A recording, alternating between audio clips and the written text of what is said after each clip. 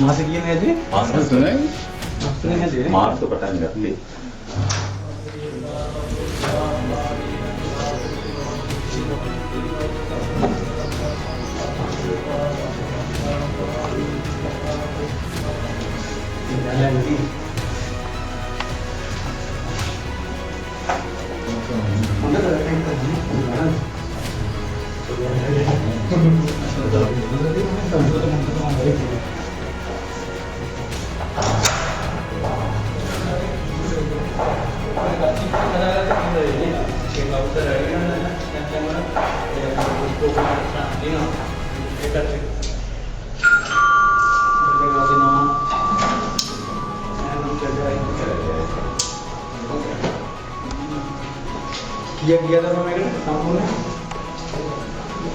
එහෙම කන්ද පාත් වුණා.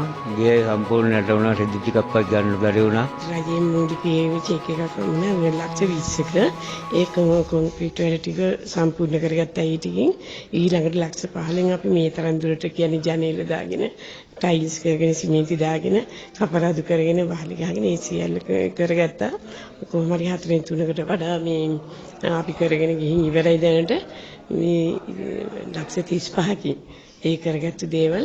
ඉතින් ඇත්තටම උපරිමයෙන් අපි ප්‍රයෝජන ගත්තා. අපිට මේ කරපු මහා ආගු සත්කාරය අපිට ඉතාම වටිනවා. අපිට අඩිතාලමක් දාලා අපිට හිතවියට ඊටියට වැඩිය හොඳ තැනකට අපි අරන් ආවා. අපි හරි ආඩම්බරයි. අපි හරි සතුටුයි. මේ රජයෙන් කරපු මේ දේ නම් අපේ හුස්ම තියෙන තාක්කල් හිතින් ඇරයන්නේ මගේ දරුවෙක්වත් ඒ කළ ගුණේ නම් අමතක කරන්නේ නැහැ. මට ජනාධිපතිතුමා දැකිනකොට කඳුළු ආවා. මට ඇඬුණා. මොකද මට අම්මා අප්පච්චි දැක්කා වගේ සිතුවිල්ලක් ආවා. මහනුවර දිස්ත්‍රික්කය තමයි වැඩිම ආපදාවට ලක් වුණේ. මධ්‍යම පළාතෙන් ගත්තත් ඒත් නුවරඑළිය මාතලයටත් වඩා මහනුවර දිස්ත්‍රික්කය ආපදාවට ලක් වුණා. ඒකේ විශාල ප්‍රමාණයක් ගෙවල් දොරල් හානිට ලක් වුණා. ඒකෙන් අපි දන්නවා ගෙවන ආකාර කීපයක් තියෙනවා. ඉස්සෙල්ලාම සාමාන්‍යගත රුපියල් 25000 ගෙවන කණ්ඩායමක් හිටියා. 50000 ගෙවන කණ්ඩායමක් හිටියා. තව තක්සේරුන් තොරව ලක්ෂ 5ක් දක්වා උපරිමයක් ගෙවන කණ්ඩායමක් හිටියා. ඉතින් ඒවත් එක ගත්තාම මේ කණ්ඩායම තමයි එන්නම මේ කණ්ඩායම තමයි සම්පූර්ණයෙන්ම තමන්ගේ ගෙදරත් හානියට ලක් වෙලා ඉඩමත් පාවිච්චියට ගන්න බෑ. ඒ කියන්නේ NBRI පරීක්ෂණ බැලුවට පස්සේ ඒ පරීක්ෂණ වාර්තා වලින් ඒ තමන් ජීවත් වෙච්ච නිවෙස්වල ජීවත් වීමේ හැකියාවක් නැහැ. ඒතර අයින් වෙන්න ඕනේ. ඒතර අලුතෙන් ගෙදරක් ඉදිරි කරලවත් පදිංචිට නුසුසු තැනක් විදිහට තමයි NBRI ආයතනය විසින් නිර්දේශ කරන්නේ. එතකොට අපි කරපු වැඩේ තමයි රජයෙන් ඉඩමක් දීලා ඉවරලා ලක්ෂ 50ක් වටිනා නිවාසයක් ඉදි කරන්න මුදල් දෙන එක වාරික 3ක් විදියට. ඉතින් ඒකේ අපි ඉස්සෙල්ලාම මතකයි මාස 3කට කලින් මම හිතන්නේ ජනාධිපතිතුමා ඇවිල්ලා තමයි මුල්ගල තිබ්බේ. මෙන්න මේ ඉස්සරහ තියෙන ගෙදරට තමයි මුල්ගල තිබ්බේ ජනාධිපතිතුමාගේ.